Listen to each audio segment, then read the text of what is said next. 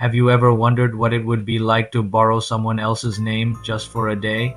What if you could borrow an entire identity? In the sprawling, chaotic streets of 18th century London, there was a place where this wasn't just a fantasy, it was a business. Hidden away in a dusty, unassuming building was a place whispered about in taverns and back alleys, the library of borrowed names. This wasn't your typical library with shelves of leather-bound books. Instead, its books were people, real, living individuals whose names and backgrounds could be rented for a fee. Picture this: you're a young man from the countryside, eager to make your mark in the big city but lacking the connections. Or perhaps you're a debutante from a family that's fallen on hard times, needing to maintain appearances to secure a good marriage. Where do you turn? You go to the library. The proprietor, a shadowy figure known only as Mr. Blackwood, was a master of information. He understood that in 18th century society, a name was more than just a label. It was a key. It could unlock doors to exclusive clubs, secure invitations to lavish balls, and open up business opportunities you could only dream of. A good name was currency, and Mr. Blackwood had a vault full of it. So how did it work?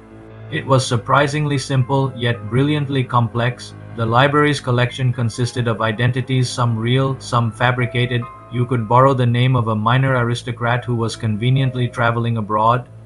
Or perhaps you'd prefer to be a wealthy merchant from the colonies, complete with a backstory and a list of supposed business contacts. Mr. Blackwood's team would provide you with a detailed file, family history, personal quirks, even a signature to practice. For an extra fee, they'd even coach you on the proper etiquette and accent.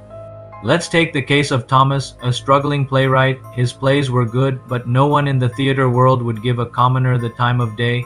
Desperate, Thomas visited the library. He emerged as Lord Ashworth, a fictional, eccentric nobleman with a supposed passion for the arts. Suddenly, doors swung open. Producers who once ignored him now eagerly read his scripts.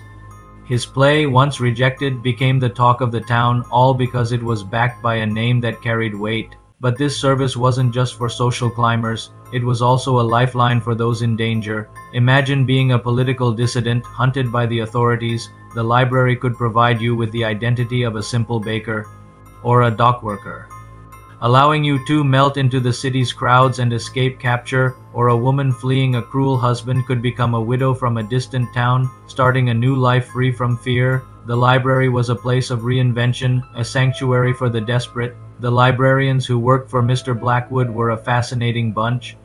They were former actors, forgers, historians, and gossip columnists. They were experts in creating believable fictions. They scoured public records, society papers, and shipping manifests to build their catalog of names. They knew which lord was wintering in Italy, which heiress had a reclusive nature, and which merchant's signature was a little-known secret.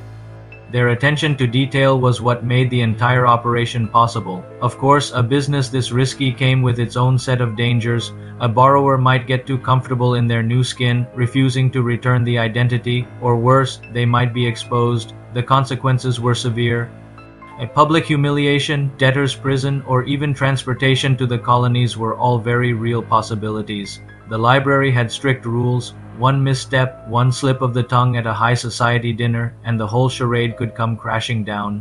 There is a famous story about a young woman named Eleanor, who borrowed the identity of a French countess to infiltrate a rival family's social circle. Her mission was to uncover a business secret for her own family. For weeks, she played the part perfectly. She charmed, she danced, she listened. But one evening, a guest who had actually spent time in Paris asked her about a specific street near the Louvre. Eleanor froze.